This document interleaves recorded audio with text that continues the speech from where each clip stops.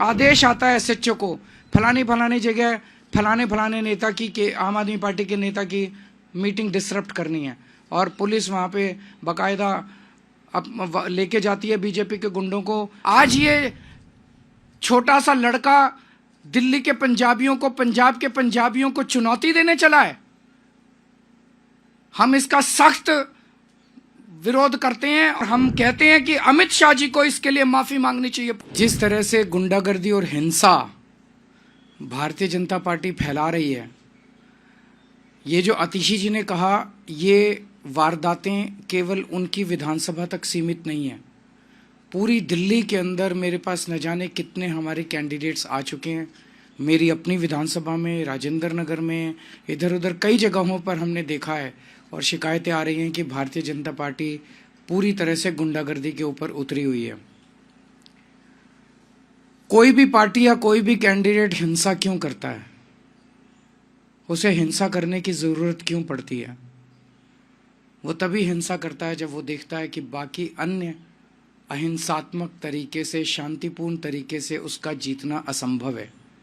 जब उसके पास कोई नैरेटिव नहीं होता, जब जनता उसके साथ नहीं होती, जब जनता उसकी बात नहीं सुन रही होती, तब वो फिर हिंसा पे उतारू होके येन केन प्रकारेन वो चुनाव जीतने की कोशिश करता है। आज दिल्ली में भारतीय जनता पार्टी की यही हालत है। पूरी दिल्ली में भारतीय जनता पार्टी अपनी ऐतिहासिक हार की तरफ धीरे धीरे, या मैं कहूँ तेजी से बढ़ती जा रही है। ये हार ऐसी होने वाली है भारतीय जनता पार्टी की, शायद भारतीय इतिहास के अंदर लिखा जाएगा कि एक पार्टी थी जो इतनी बुरी तरह से हारी।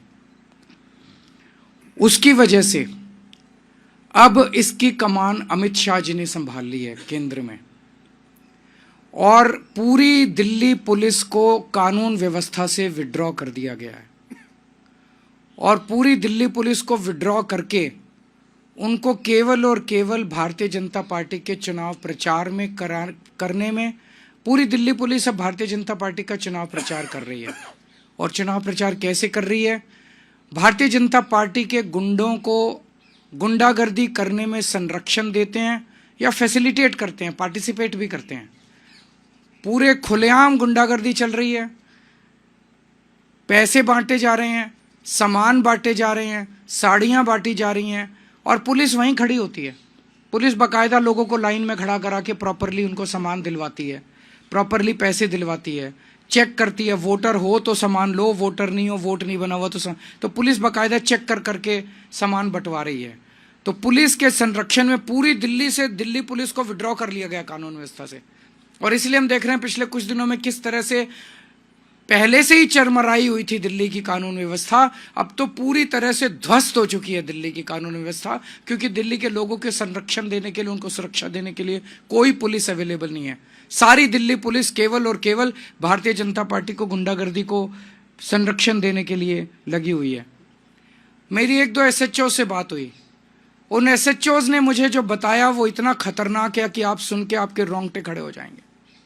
उन्होंने कहा जी सीधे एमएचए से आदेश आ रहे हैं, बीच में कोई सीपी नहीं है, कोई डीसीपी नहीं है, कोई स्पेशल सीपी नहीं है, कोई एडिशनल सीपी नहीं है, सीधे एमएचए से आदेश आता है एसएचओ को फलानी फलानी जगह फलाने फलाने नेता की के आम आदमी पार्टी के नेता की मीटिंग डिसरप्ट करनी है।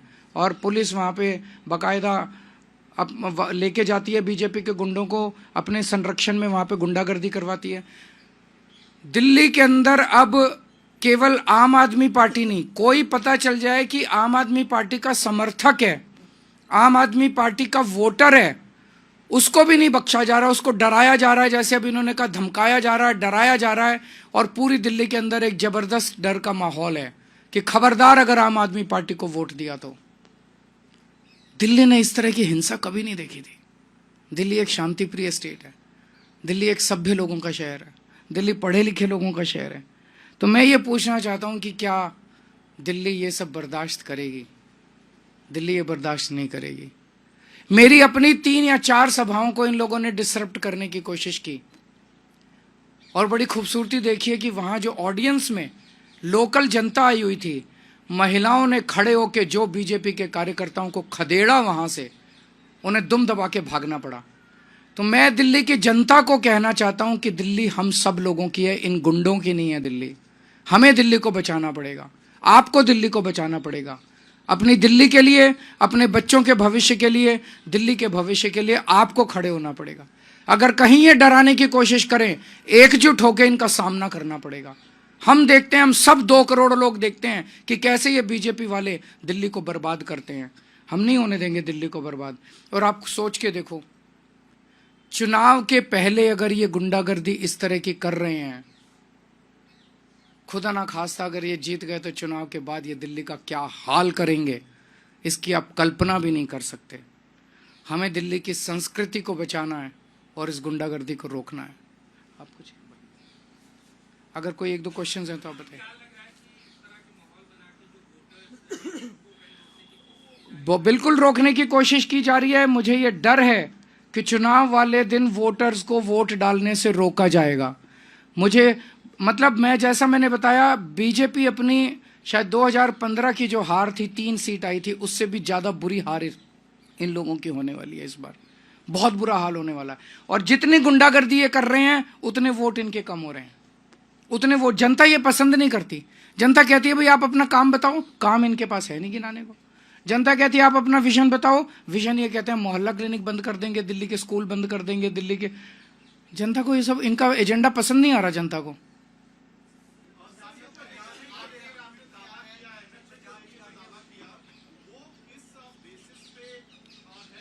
आपको सारे बता दिए, जो एक डेट वाइज, आदमी वाइज इंसिडेंट्स बता रही हैं आतिशी जी। दिल्ली की सीएम आपको इंसिडेंट्स बता रही हैं।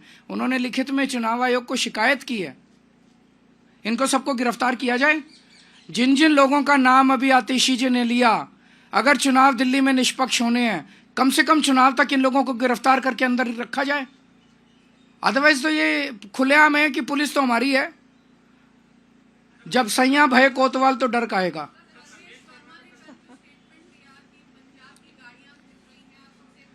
मेरे को बहुत दुख हुआ दिल्ली का एक नागरिक होने के नाते और दिल्ली का पूर्व सीएम होने के नाते। प्रवेश वर्मा जी ने जिस तरह से पंजाबियों के कंट्रीब्यूशन को प्रश्न चिन्ह लगाया। प्रवेश वर्मा जी ने कहा कि पंजाब की गाड़ियां घूम रही हैं, पता नहीं कौन लोग हैं उनमें, और 26 जनवरी गणतंत्र दिवस के लिए सुरक्षा के लिए ये खतरा है। तो क्या सारे पंजाबी आतंकवादी हैं?